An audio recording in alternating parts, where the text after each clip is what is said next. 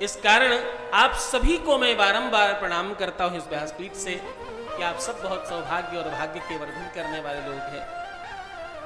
इस कथा में अपना तब्बल लगा रहे विप्र ब्राह्मण भगवान, संगीतज्ञ, टेक्निकल टीम और टेलीविजन की टीम, अपने अपने घरों से करोड़ों करोड़ों भक्त जो इस शिव महापुराण का श्रवण कर रहे हैं, मैं उनका भी बहुत अभिवादन वंदन और इस व्यासपीठ से उनको भी भगवान शिव मानकर बारंबार प्रणाम करता हूं।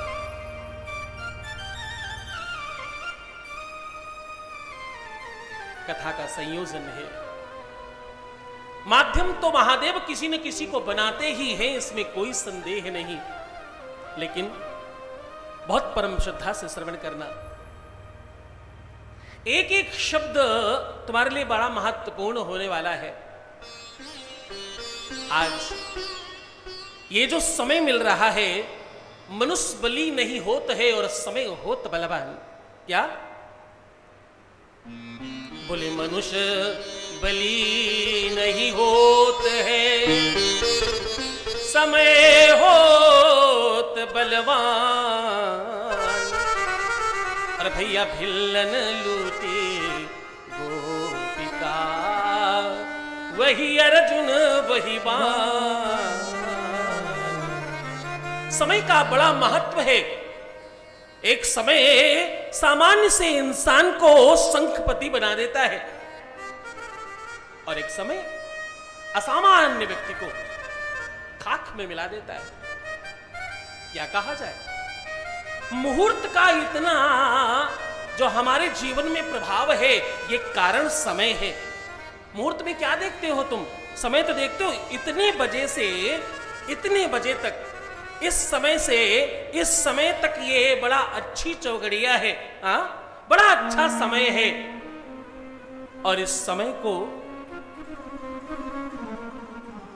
आप श्रेष्ठ मानकर, मुहूर्त मानकर अपने शुभ कार्यों को करते हो। बहुत सीधे अगर मैं कहूं तो जीवन में बिना मुहूर्त के तुम्हारे कोई काम नहीं होता। पूरा का पूरा जीवन मुहूर्त और समय में बंधा हुआ है। तुम कहते हो, तुम बारंबार ये बात मानते हो, समय ने करवा लिया सब कुछ, समय बड़ा बलवान है, समय अच्छा था तो सब अच्छा हो गया, भगवान की कृपा से सब अच्छा चल रहा है, सब समय अच्छा है। इस समय टाइम और समय का बड़ा महत्व है। आपको एक बात कहूं, तुम जो ये घड़ी अपने बाह में, अपनी कलाई में बांधते हो ना, कलाई में घड़ी बांधने का अपना एक महत्व है। क्यों? क्योंकि परमात्मा ने, परमपिता परमात्मा ने, देवाधिदेव महादेव ने तुम्हारे कलाई पर एक घड़ी परमानेंट बांध कर भेजी है और वो टिक टिक टिक टिक टिक टिक टिक टिक चल रही है अपने आप में। तुम बाहर बांधो अथवा नहीं बांधो, वो अंदर वाली घड़ी तो परमानेंट चल रही है और हर किसी के कलाई में परमात्मा ने बांध रखा है। जब तुम बीमार हो जाते हो तो कोई वैद्य तुम्हारी कलाई पकड़ता और वो घड़ी पकड़ लेता है। अच्छा, समय ठीक नहीं है इनका, बीमार चल रहे हैं ये। वो आपकी घड़ी पकड़कर जान जाता है कि आपकी कफ, पित्त और वात में से कौन सी नाड़ी कमजोर है, उसके आधार पर औषधि देता और तुम स्वस्थ हो जाते हो। समय का बड़ा बंधन है परमात्मा के साथ। आप जब महाभारत काल में जाएं तो आपको पता चलता है महाभारत का पूरा काल समय पर आधारित था। महाभारत की गाथा समय श्रवण करा रहा है, समय बताता मैं समय हूं और मैं आपको यह बता रहा हूं। इसी कारण समय बिल्कुल अनुकूल रखा गया। यद्यपि लिखा पढ़ी में हम लोगों ने इस कथा को 2 बजे से रखा है। 1 बजे से शुरू करने के पीछे समय और मुहूर्त का माध्यम है। बहुत सारे लोगों को 2 बजे मालूम है, हम सब 1 बजे आकर बैठ गए, इसलिए हम केवल अपने निजी घर के परिकर के लोग अभी बैठकर कथा श्रवण कर रहे हैं। क्या? जो बहुत नितांत निजी लोग हैं वो बैठकर ये कथा श्रवण कर रहे हैं अभी। क्यों? क्योंकि सबको तो 2 बजे से मालूम है ना। इंसान कुछ कर नहीं सकता, परमात्मा देवाधिदेव महादेव जो निर्धारित करके रखता है वही होता है। इसका जीता जागता उदाहरण है ये। हम सब ने प्रयास किया, प्रयत्न किया कि कथा 2 बजे से करेंगे। महादेव को 1 बजे से कराना था। उन्होंने ऐसा बानक बना दिया, ऐसा माध्यम बना दिया, ऐसी व्यवस्था बना दी कि हमको वैसा करना पड़ गया। आपको एक बात कहूं, समय धीरे धीरे सने सने हमारे जीवन से खिसक रहा है। कल कौन सी तारीख थी, जरा कोई बताएगा? कल तारीख क्या थी? हम 20 महीना कौन सा? अगस्त। 20 अगस्त 2023 तुम्हारे जीवन में दोबारा आएगा क्या, जरा बताइए। कल का जीवन, कल का दिन जो हमारे हाथ से निकल गया, ये वापस दोबारा हमारे जीवन में आएगा क्या? नहीं आएगा। अब हमारे जीवन में 20 अगस्त आएगा, लेकिन वो 2023 का नहीं होगा, वो 24 का होगा। ये तारीख, ये दिन, ये समय हमें दोबारा नहीं मिलने वाला है। और हम सब क्या कर रहे हैं? हम सब अपने समय को व्यर्थ गंवा रहे हैं। बिल्कुल मैं बड़े अपनी वाणी में संयमित होकर कह रहा हूं, एकदम अपने को शिवभक्त मानकर सुनना। मेरी तोतली भाषा में कोई बात तुम्हें बुरी लगे इन 7 दिनों में, तो मुझे बिल्कुल छोटा मानकर मैं प्रथम दिन कहूं कि मुझे क्षमा करना, क्योंकि मैं बोलने में कमी नहीं करूंगा। इस दिन पहले ही दिन आपको कह रहा हूं कि मुझे कहते समय मैं रुक सकता नहीं, इसलिए तुम अपना सुनते समय फिल्टर कर लेना। जो तुम्हें ठीक ना लगे उसे छोड़ देना। सार सार गहलियो और थोथा दे उड़ाए। जो अच्छा लगे उसे ग्रहण करना, जो ठीक नहीं लगे उसे छोड़ देना। क्या करूं बददूर मैं हूं, आदत से मजबूर, मैं कहूंगा तो जरूर। हम अपने समय को व्यर्थ कर रहे हैं। अधिकतर लोग कहते हैं कि मैं बिजी हूं। बिजी नहीं हो तुम, व्यस्त नहीं हो तुम अस्त व्यस्त हो। तुम्हारे समय की जो गणना है और उसका जो संचालन है वो सही तरीके से नहीं हो रहा है। बस इतनी सी बात है। समय का संचालन बिल्कुल अनुकूल होना चाहिए। सही समय, सही मुहूर्त और सही तारीख तुम्हारी पता हो तो तुम्हारा जन्माक्षर निकल जाता और तुम्हारी पूरे जीवन की गणना उसमें आ जाती है। समय बड़ा महत्वपूर्ण है। एक एक मिनट, एक एक सेकंड इतना ज्यादा कीमती है कि इसे गंवाया नहीं जाना चाहिए। लोग कभी चाय की दुकान पर, कभी पान की दुकान पर, कभी आपस में प्रपंच में, कभी महिलाओं के झुंड में अपना समय खराब कर लेते हैं। और बहुत सारा और हर साल आश्चर्य तब है जब अपना हैप्पी बर्थडे टू यू मनाते हैं। अब ये बिल्कुल मत समझना कि ये तुम ही करते हो, हम भी उसी तुम्हारे वाले चक्कर में हैं। हर बार दिसंबर में लोग जबरदस्ती मुझसे केक कटवा लेते हैं। जबकि मैं आपको बिल्कुल सच्चाई से कहूं कि ये हैप्पी बर्थडे वाला हैप्पी तो नहीं है। उस दिन ऐसा जो आप हैप्पी कह के मना रहे हो, कहते में उस दिन आपको समीक्षा करनी चाहिए। आपके इतने वर्ष जीवन से निकल गए हैं, आपके जीवन के इतने साल खत्म हो गए, अब इतना ही शेष बचा है। चिंतन करो और इसको उत्कृष्ट बनाओ और श्रेष्ठ बनाओ। मैं 2 मिनट में ये बात समाप्त करूंगा, थोड़ा गंभीरता से समझना। ये शिव महापुराण पूरी की पूरी जो मैं आपको सुनाने जा रहा हूं, ये श्रावणी शिव महापुराण है। समय बड़ा महत्वपूर्ण है। केवल हमारे पास 7 दिन है। इन 7 दिनों का एक एक क्षण, एक एक सेक्शन ऑफ सेकेंड अपने जीवन को बिल्कुल स्पेशल समझकर यूज करना। उसका हर एक एक अक्षर अपने अंदर जाने देना मात्र तुम।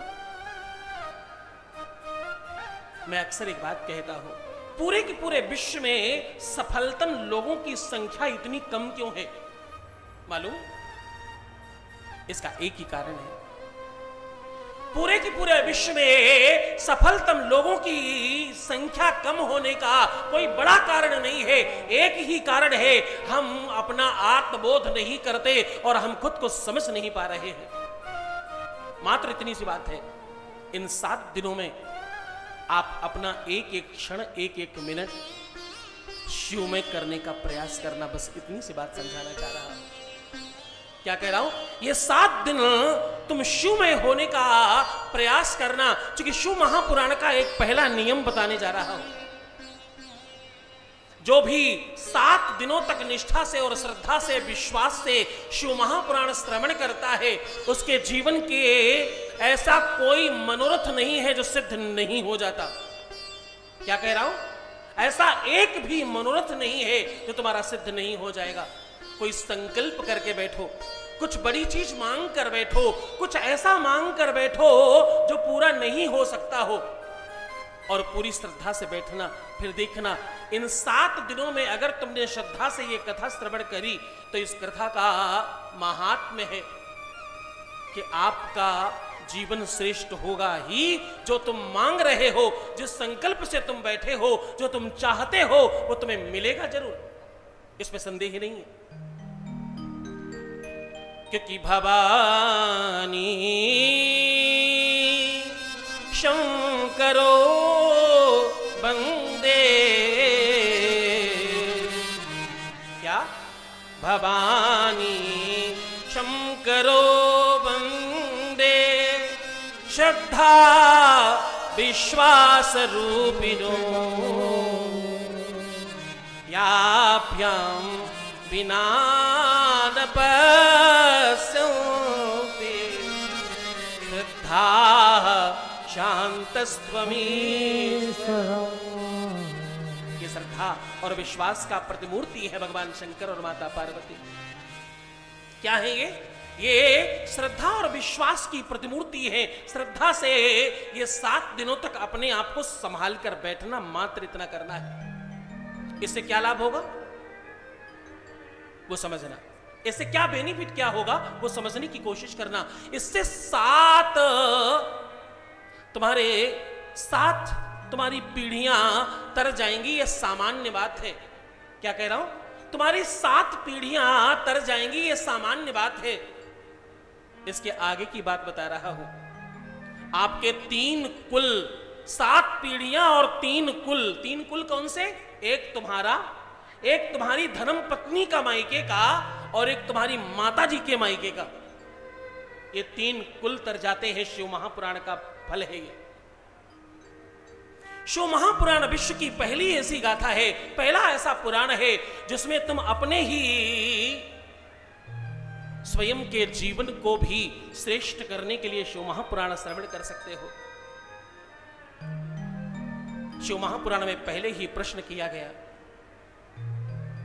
ऋषियों ने, सौनकादिक ऋषि बैठकर सूत जी महाराज से प्रश्न कर रहे हैं और पूछा, जीवन में कष्ट आते क्यों हैं? बहुत गंभीरता से समझना, अभी हम लोग शुरुआत कर रहे हैं, इसलिए अपने आप को बांध कर रखना। आज के बाद तुम्हें बांधने की जरूरत पड़ेगी नहीं, तुम अपने आप बंधे रहोगे। बस आज शुरुआत में तुम थोड़ा अपने आप को संभाल कर रखो, क्योंकि ये नियमावली है और ये जानना तुम्हारे लिए बहुत आवश्यक है। ऋषि पूछ रहे हैं सूत जी महाराज से कि जीवन में कष्ट आते क्यों हैं? सूत जी महाराज कहते हैं, कष्ट आने का कारण है आपके जीवन में कभी न कभी कोई आपने अपराध किया होगा, कोई गलती की होगी, कोई पाप किया होगा, उसका फल है कि तुम्हारे जीवन में कष्ट आता है। तो ऋषियों ने कहा, गुरुदेव, अगर किसी ने पाप किया ना हो तो उसके जीवन में कष्ट क्यों आता है? तो बोले, इसका एक और बड़ा कारण है। अगर तुम्हारे जीवन में पितृदोष है तो तुम्हारे जीवन में कष्ट आएगा। तुम्हारे ग्रह खराब हैं तो तुम्हारे जीवन में कष्ट आएगा। तुम्हारे जीवन में किसी भी प्रकार का ऋण है, पितृ ऋण, मातृ ऋण, देव ऋण अथवा तुम्हारा कुल ऋण, इनमें से कोई ऋण है तो तुम्हारे जीवन में कष्ट आएगा। कष्ट आने के कारण अनेक हैं। सूत जी महाराज सौनकादिक ऋषियों से कह रहे हैं, बोले, अन्न क्षेत्रे कृतं पापं पुण्य क्षेत्रे विनश्यति, और पुण्य क्षेत्रे कृतं पापं वज्रलेपो भविष्यति। बोले, एक और पाप है। जब तुम अपने सामान्य जगह में रहकर, जहां तुम रहते हो, वहां कोई पाप कर्म करो और उसके बाद किसी तीर्थ में चले जाओ, किसी मंदिर में चले जाओ, कहीं शिवालय में जाकर के दर्शन कर लो, किसी शिवालय के शिखर का दर्शन कर लो, अथवा किसी को दर्शन करके जो आ रहा हो उसका दर्शन कर लो। तो तुम्हारा वो पाप नष्ट हो जाता है। तो ऋषियों ने कहा गुरुदेव इसमें पाप कहां हुआ, ये तो नष्ट हुआ। बोले नहीं, एक पाप है इसमें छुपा हुआ। बोले क्या? बोले पुण्य क्षेत्रे कृतम पापम वज्रलेपो भविष्यति। बोले अगर तुम्हारे जीवन में तुम्हारे शरीर के द्वारा, मन के द्वारा अथवा बुद्धि के द्वारा श्रेष्ठ जगह में कोई पाप हो गया, मंदिर में अथवा किसी तीर्थ पर, तो वो पाप कहीं भी जाने से नष्ट नहीं होता, ये बड़ा पाप है। गोस्वामी तुलसीदास जी कह रहे हैं, बोले काया से जे, गोस्वामी तुलसीदास जी का अद्भुत दर्शन है।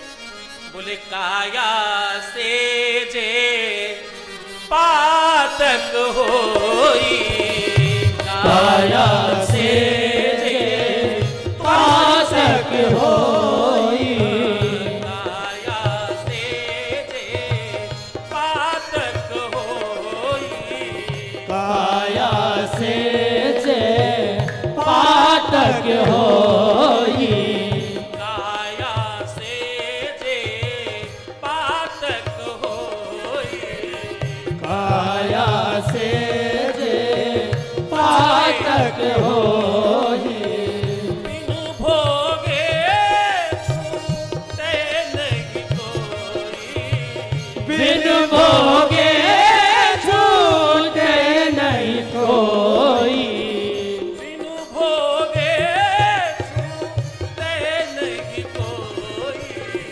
बिन भोगे छूटे नहीं कोई, कर्म प्रधान ईश्वर चिरागा, कर्म प्रधान विश्व रचिराखा, कर्म प्रधान ईश्वर चिरागा, कर्म प्रधान विश्व रचिराखा, जो जस करही सो तस फल जाता, जो जस कराई सत फल चाखा, काया से जे पातक होई, काया से जे पातक होई, बिनु भोगे छूटे नहीं कोई, बिन भोगे छूटे नहीं कोई, बिनु भोगे, बिन भोगे छूटे नहीं कोई, काया से जे पातक होई, काया से जे पातक हो, पातक हो, पातक हो। तो बोले तुम्हारे शरीर से जो पाप हो रहे हैं, क्योंकि ये कर्म का दर्शन है, कर्म प्रधान है, तुम्हारे शरीर से जो पाप हो रहे हैं वो तुम्हें भोगने ही पड़ेंगे। तो ऋषियों ने पूछा गुरुदेव इससे बचने का साधन क्या है? इतने प्रकार के आप पाप गिना रहे हो, पितृदोष हो, मातृ ऋण हो, पितृ ऋण हो, अथवा ग्रह दोष हो, अथवा हमारे शरीर से कोई पाप हो जाए, हमारे मन वचन वाणी से कर्म से कोई पाप हो जाए, इनसे सबसे बचने का साधन क्या है? अगर हम पूरे तीर्थों में होकर आ जाएं, गंगा स्नान कर लें, क्योंकि गंगा भागीरथी गोदावरी क्षिप्रा जमुना सरस्वती नर्मदा कावेरी पयोष्णी कृष्णा भीमरती तुंगभद्रा ताम्रपर्णी, इतनी नदियों का स्नान करने के बाद भी, तीर्थों में जाने के बाद भी अगर पापों का समन ना हो, मैंने भागवत सुन ली, मैंने तीर्थाटन कर लिया, मैंने 4 धाम कर लिया, फिर भी मेरे जीवन में झंझावात तले आ रहे हैं, इससे बचने का साधन बताओ। क्या करें जो इन सब चीजों से श्रेष्ठ हो, इन सब चीजों से ज्यादा बड़ा हो, ऐसा साधन बताइए गुरुदेव। तो सूत जी महाराज कह रहे हैं, आप सब पवित्र मन से सुनना। बोले पापो हम पाप कर्मा हम, पापात्मा है हम सबने खूब पाप किया है। ये अगर तुम मान रहे हो तो चलो तुम्हें लेकर चल रहा हूं। बोले पापो हम पाप कर्मा हम पापात्मा पाप संभव और त्राहि मां पार्वती नाथ सर्व पाप हरो भव। सभी प्रकार के पाप ताप हरने का जो बल है वो पार्वती नाथ में है, महादेव में है। उनकी शरण में चलना चाहिए। इसी कारण से महादेव के नाम पर हम जय जयकार कम करते हैं। जब तुमसे कोई कहे गोविंद देव जी महाराज की, तो जोर से बोलो गोविंद देव जी महाराज की जय हो। अरे जोर से बोलो गोविंद देव जी महाराज की जय हो। तुमसे कोई कहे राधा रानी की, हनुमंत लाल की, श्री रामचंद्र भगवान की, और जब शंकर जी की बारी आए तो हम क्या कहते हैं मालूम? हर हर महादेव। क्यों? मेरे पाप हरो, हर हर मेरे पाप हरो, मेरे संताप हरो, मेरे कष्ट हरो, मेरे दुख हरो, मेरे दारिद्र हरो, मेरे नाथ मुझ पर कृपा करो। हाँ, सूत जी महाराज कह रहे हैं सौनकादिक ऋषियों, नमः शुंभवाय च मयो भवाय च नमः शंकराय च महेश्वराय च नमः। बोले शुक्ल यजुर्वेद कह रहा है देवाधिदेव महादेव का अर्चन और वंदन तो ऋचाएं करती है, वेद करते हैं, पुराण करती है। जब तुम अन्यान्य कोई प्रसंग सुन रहे होते हो तो तुम केवल एक पुराण सुन रहे होते हो। तुम में से कितने लोगों को पता है श्रीमद् भागवत महापुराण में कितने श्लोक है? जरा हाथ उठाकर बताना। किंवदंती है कि 18,000 श्लोक है। जब तुम कोई पुराण सुन रहे होते हो, देवी भागवत सुनो या भागवत सुनो या गीता सुनो या कोई अन्यान्य पुराणांतर्गत की कोई कथा श्रवण करते हो, तो तुम केवल एक महापुराण सुन रहे होते हो। लेकिन जब तुम शिव महापुराण सुनते हो तो तुम 18 पुराण सुन रहे होते हो, 6 शास्त्र सुन रहे होते हो और 4 वेद सुन रहे होते हो। क्या क्या कह रहा हूं मैं कह रहा हूं जब तुम शिव महापुराण श्रवण करते हो तो तुम 4 वेद सुनते हो, तुम 6 शास्त्र सुनते हो, तुम 18 पुराण सुनते हो। इसमें सब समाहित है। हाँ? इसमें पूरी संपूर्णता है और सर्वस्व इसमें समाहित है। इसीलिए सारे तीर्थ बार बार गंगा सागर एक बार। हाँ? तुम्हारे जीवन में तुम जितना भी पुण्य प्रताप कर रहे हो, तुम्हारे तप का, तुम्हारे जप का, तुम्हारी साधना का, तुम्हारे माला करने का, तुम्हारे उपवास का फल है कि तुम शिव महापुराण श्रवण कर रहे हो। हाँ? उस पुण्य और प्रताप के बल से तुम शिव महापुराण में आकर बैठ पाए हो। तुम सब बहुत सौभाग्यशाली हो। एक और बात कहूं, भगवान श्री रामचंद्र राघवेंद्र सरकार, बहुत गौर से सुनना, मैं लोकापवाद से बिल्कुल बचता हुआ पहले ही क्षमा मांग रहा हूं। यह तो केवल एक भाव प्रकट करने के लिए कह रहा हूं, इसलिए बहुत आनंद से श्रवण करना। हमारे हृदय प्रदेश के राजा राघवेंद्र सरकार भगवान राम का वंदन, उनका अभिनंदन, उनका पूजन समूचा विश्व करता है। हाँ जी ना जी? हाँ, जरा जोर से बोलो भाई। जयपुर के लोग, मैंने सुना है यहाँ बड़ा पौष्टिक आहार दिया जाता है। यहाँ मैंने सुना है बड़ा दिव्य भोजन करते हैं लोग। मारवाड़ियों को खाना और खिलाना दोनों दिव्यता से आता है। यद्यप मुझे अभी अवसर इस बार नहीं प्राप्त हुआ है, मैं भगवान से प्रार्थना करूंगा कि मुझे अवसर बारंबार प्रदान हो। तो इतना अच्छा खाने वाले लोग इतने सामान्यतः कैसे बैठ सकते हैं? थोड़ा जोर से बोलिए हाँ जी ना जी। हाँ जी, भगवान राम जगत वंदित हैं, लोक वंदित हैं, पूरा विश्व उनकी वंदना करता है। लेकिन आपने लवकुश के मंदिर न देखे होंगे। क्या कह रहा हूं? आपने लवकुश के मंदिर न देखे होंगे। और लवकुश के मंदिर तो छोड़िए, महारानी सीता के भी मंदिर आपने बहुत न देखे होंगे अलग से। हाँ, राजा दशरथ का मंदिर भी आपने नहीं देखा होगा, माता कौशल्या का भी मंदिर आपने नहीं देखा होगा। एक आध अयोध्या में बना हो तो नहीं कह सकते, अनदर हमें सामान्यतः नहीं देखने को मिलता। पूरा समूचा विश्व, एक आध देश की बात नहीं कर रहा हूं मैं, समूचे विश्व की बात कर रहा हूं। समूचा विश्व भगवान कृष्ण की पूजा करता है। बाल गोपाल का दर्शन और उनका वंदन समूचा विश्व करता है। जगत वंदित हैं, लोक वंदित हैं, विश्व वंदित हैं। लेकिन आपने अनिरुद्ध और प्रद्युम्न का मंदिर न देखा होगा, इनके बच्चों का मंदिर आपने नहीं देखा होगा। भगवान कृष्ण के, भगवान राम के बच्चों के मंदिर आपने नहीं देखे होंगे। इनकी धर्मपत्नी जी का मंदिर आपने न देखा होगा। और ना तो आपने इनके वाहनों के मंदिर देखे होंगे कभी, ना आयुध का कोई मंदिर देखा होगा।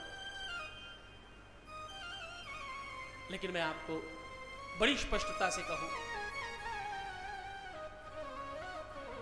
बिल्कुल आनंद से श्रवण करना, भगवान शंकर की, भगवान देवाधिदेव महादेव के बारे में जब आप चिंतन करते हो तो इनके दोनों ही बच्चों के मंदिर आपने खूब देखे होंगे। आपने बाबा गणेश का मंदिर भी देखा होगा और आपने भगवान खदानंद का, सदानंद का मंदिर भी बिल्कुल देखा होगा। इनके परिवार में सबसे पहला परिचय आपको दे रहा हूं, पहला परिचय आपको प्रदान कर रहा हूं। बहुत गौर से, बड़ी गंभीरता से श्रवण करना। बोले मोदक प्रिय मुद, बाबा गणेश को प्रणाम करिए, महादेव के सबसे छोटे सुपुत्र हैं ये। बोले मोदक प्रिय मुद मंगलदाता, मोदक प्रिय मुद मंगलदाता, मोदक प्रिय मुद मंगलदाता, मोदक प्रिय मुद मंगलदाता। प्रणाम क्यों कर रहे हो, गणेश जी का अभिवादन क्यों कर रहे हो, वो बता रहा हूं, गौर से सुनो ना। बोले मोदक प्रिय मुद मंगलदाता, मोदक प्रिय मुद मंगलदाता, विद्यावारिधि भाग्य विधाता, विद्यावारिधि भाग्य विधाता, विद्यावारिधि भाग्य विधाता, विद्यावारिधि भाग्य विधाता।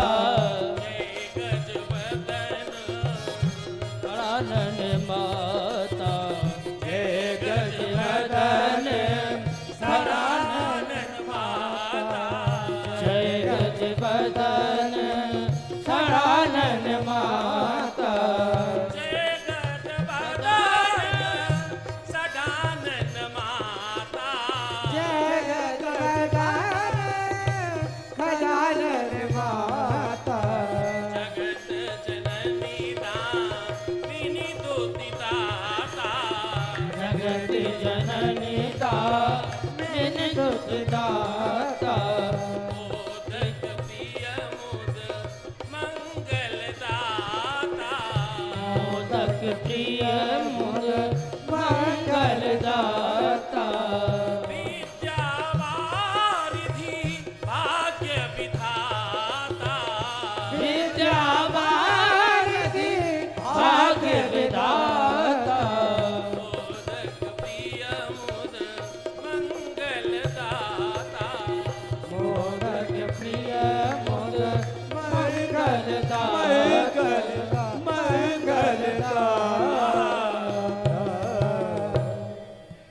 भगवान गणेश की कृपा के बगैर तुम्हारे घर में बच्चों की शिक्षा हो सकती नहीं, क्योंकि विद्यावारिधि है ये।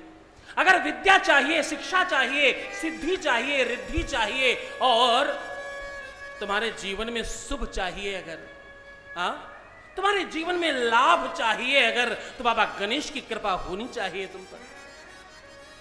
और एक बात कहूं, पूरे विश्व पर कोई संकट आए तो वो देवताओं के तरफ भागते हैं, देवताओं का वंदन करते हैं और उनसे प्रार्थना करते हैं। लेकिन देवताओं पर कोई संकट आए तो वो भगवान खडानन का आवाहन करते हैं, क्योंकि देवताओं के सेनापति हैं स्वामी कुमार जी खडानन, भगवान शंकर के दूसरे पुत्र, भगवान शिव के दूसरे पुत्र। शिव चालीसा का पाठ करो तो आता है, तुरत सडानन आप पठायो, लई निमेश महामारी गिरायो। भगवान सडानन देवताओं के सेनापति हैं और इनकी धर्मपत्नी, उनके बारे में तो मैं क्या कहूं। समूचा विश्व जगदम्बा, पराम्बा, भुवनेश्वरी, याद शक्ति, माता दुर्गा, काली, जो भी आप कहते हो वो उन्हीं के रूप हैं। और एक बात कहूं, हमारी बेटियों के, हमारी माताओं के शीश पर आपकी मांग में जो सिंदूर सजा रखा है तुमने, वो माता गौरी का प्रतीक है।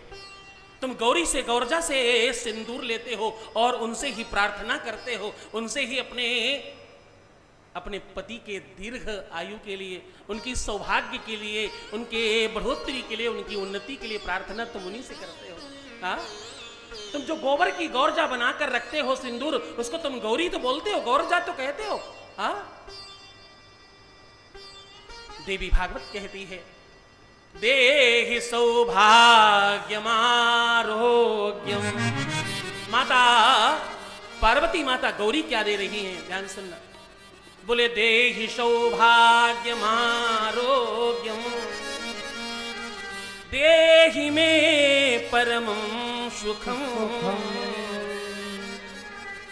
रूपम देहि जयम देहि, यशो देहि दिशो जही। पूरे विश्व में जय जयकार करना, यशगान करना और तुम्हारे यश में बढ़ोतरी होना और सौभाग्य में वृद्धि होना, रूप लावण्य और सौंदर्यता प्रदान करना और तुम्हारे सुहाग में वृद्धि हो, ऐसा आशीष माता गौरी प्रदान करती है तुम्हें। और कौन कहे, इतनी बड़ी बड़ी बातें कौन करे। मैं तो कह रहा हूं भैया, इनके तो ड्राइवर तक की पूजा होती है, भगवान नंदी की पूजा होती है, बिना नंदी के कोई शिव मंदिर बन सकता नहीं है। तो ऐसे करुणावान, ऐसे कृपावान, ऐसे दया के सागर देवाधिदेव महादेव की गाथा श्रवण करने जा रहे हो तुम, जो समस्त प्रकार के पाप ताप का समन करते हैं, जो समस्त प्रकार के मनोरथों की सिद्धि करते हैं, जो समस्त प्रकार की इच्छाओं का, तुम्हारे मनोरथों का सिद्धि प्रदान करें और तुम्हें सब कुछ प्रदान करें, ऐसे महादेव की गाथा श्रवण करने जा रहे हो। तेरा दर तो हकीकत में, तेरा दर तो हकीकत में खुशियों का खजाना, तेरा दर तो हकीकत में खुशियों का सराहना है।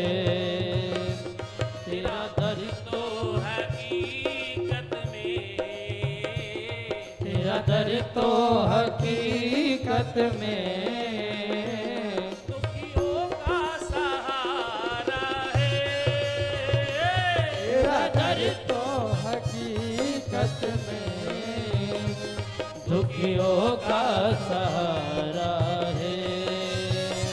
तेरा दर तो हकीकत में दुखियों का सहारा है। तेरा दर तो हकीकत में दुखियों का सहारा है। दरबार तेरा बाबा,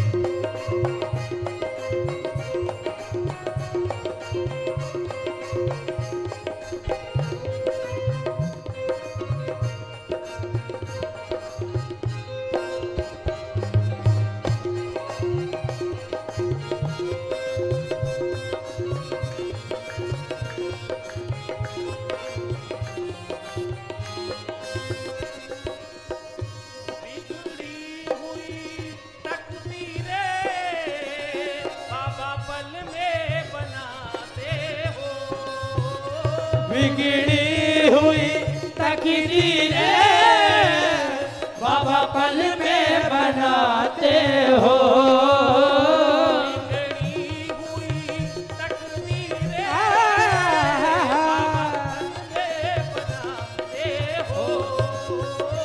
बिगड़ी हुई तकदीरें बाबा पल में बनाते हो।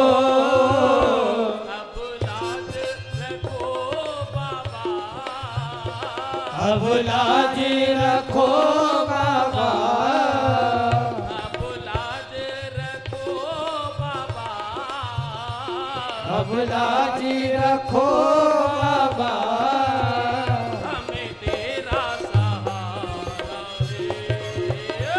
अब लाज रखो बाबा, हम तेरा सहारा है। सहारा है, अब लाज रखो बाबा, हम तेरा सहारा है।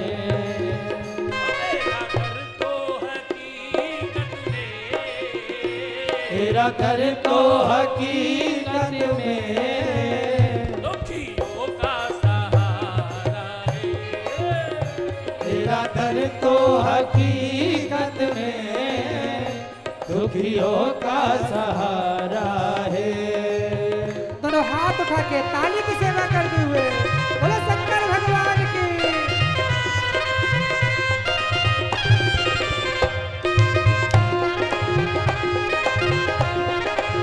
जयकार हो महादेव की।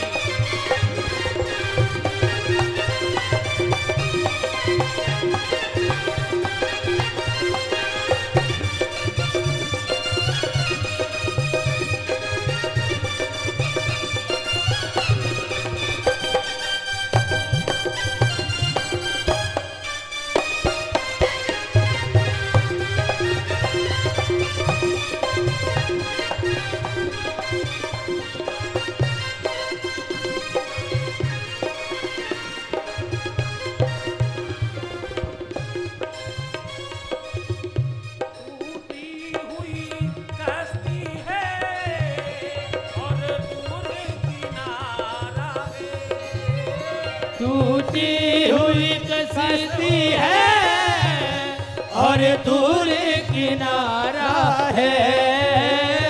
टूटी हुई कश्ती है और दूर किनारा है। टूटी हुई कश्ती है और दूर किनारा है। अब पार करो बाबा, अब पार करो बाबा, भक्तों ने पुकारा है। अब पार करो बाबा, भक्तों ने पुकारा है। पुकारा है, अब पार करो बाबा, भक्तों ने पुकारा है। ये तेरा दर तो हकीकत में, तेरा दर तो हकीकत में दुखियों का सहारा है। ओ तेरा दर तो हकीकत में दुखियों का सहारा है। दोनों हाथ उठा के ताली की सेवा करते हुए बोले शंकर भगवान की।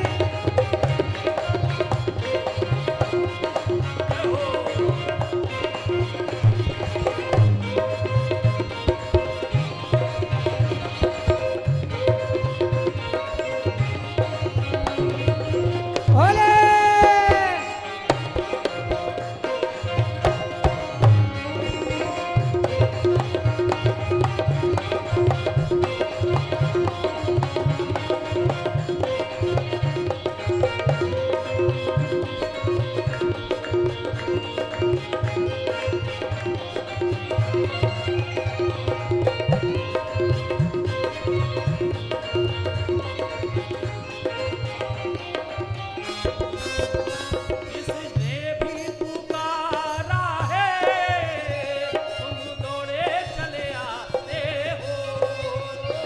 जिसने भी पुकारा है तुम दौड़े चले आते हो।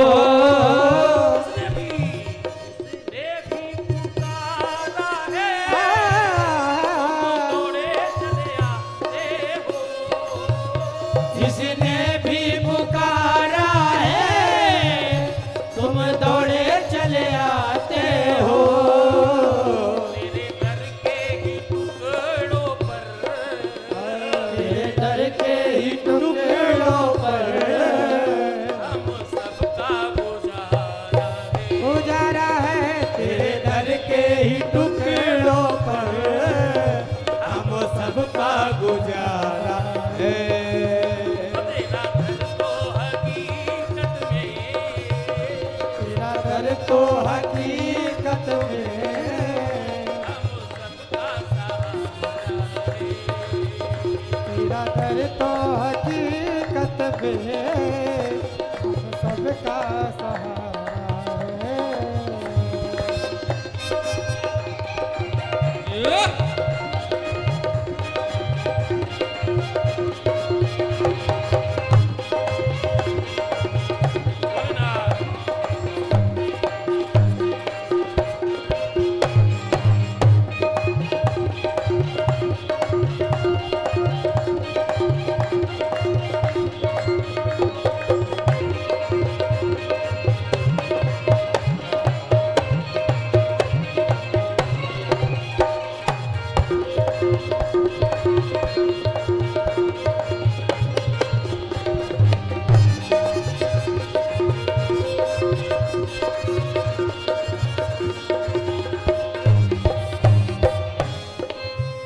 दौड़े चले आते हैं दर्द के मारे यहाँ। दौड़े चले आते हैं दुख दर्द के मारे यहाँ। दौड़े चले आते हैं दर्द के मारे यहाँ। दौड़े चले आते हैं दुख दर्द के मारे यहाँ। चैन वही पाते हैं चैन वही पाते सुख चैन वही पाते हैं सुख चैन वही पाते जिन पे तेरा ही सहारा है। सुख चैन वही पाते जिस पे तेरा ही सहारा है। तेरा दर तो हकीकत में तेरा दर तो हकीकत में दुखियों का सहारा है। तेरा दर तो हकीकत में दुखियों का सहारा है। दरबार तेरा बाबा दरबार तेरा बाबा हम सबका सहारा है। दरबार तेरा बाबा हम सबका सहारा है। तेरा दर तो हकीकत में तेरा दर तो हकीकत में हम सबका सहारा है। तेरा दर तो हकीकत में हम सबका सहारा है। तेरा दर तो हकीकत में दुखियों का सहारा है। तेरा सबका सहारा